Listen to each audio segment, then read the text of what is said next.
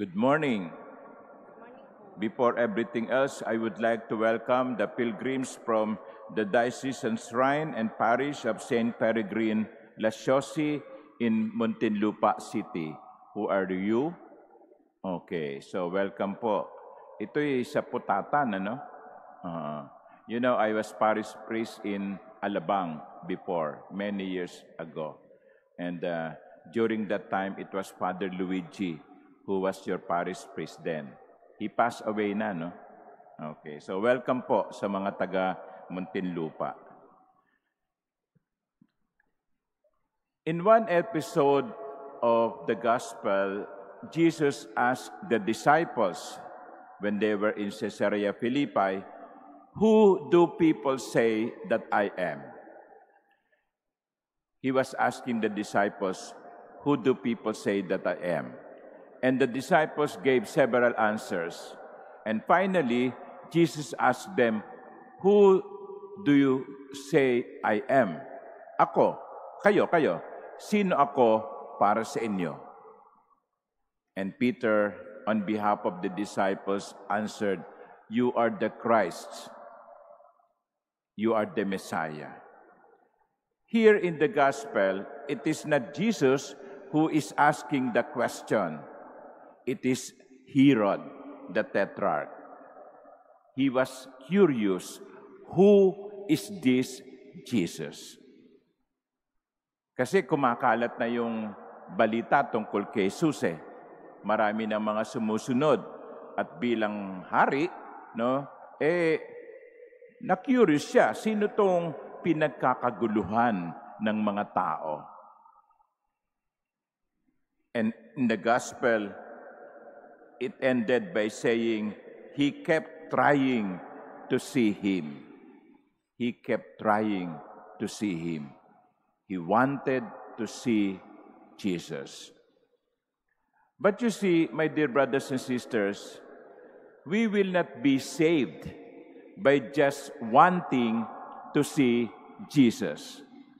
Hindi tayo ililigtas ng ating pagnanais na makita si Jesus. Herod is not saved.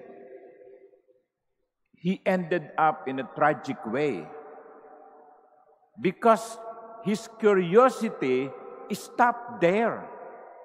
Curious lang siyang makita si Jesus. Gusto kong makita si Jesus. Marami naman sa mga tao gustong makita si Jesus eh. Pero hindi siya iniligtas ng kanyang pagnanais na makita si Jesus. Anong magliligtas sa tao? Anong magliligtas sa atin? Hindi lamang yung ating pagnanais na makita si Jesus. Herod wanted to see Jesus too, but he was not saved. What would save us is the openness to the grace that seeing Jesus will bring about. Sayang kung si Herodes lamang ay binuksan ang kanyang puso nung makita niya si Jesus. Hindi ang mata. Nakita niya si Jesus, pero hindi siya naging bukas sa biyaya. If Herod was just open to the grace of God, that grace could have converted him and brought him to salvation. And that is the mystery of grace. Ang Diyos ibubuhos ang biyaya. Padadaluyin ang biyaya. Pero kinakailangang bukas ang ating mga lalagyan. Katulad ng pag umuulan, gusto mong sumahod ng tubig? Buksan mo ang iyong tapayan. Buksan mo ang iyong lalagyan.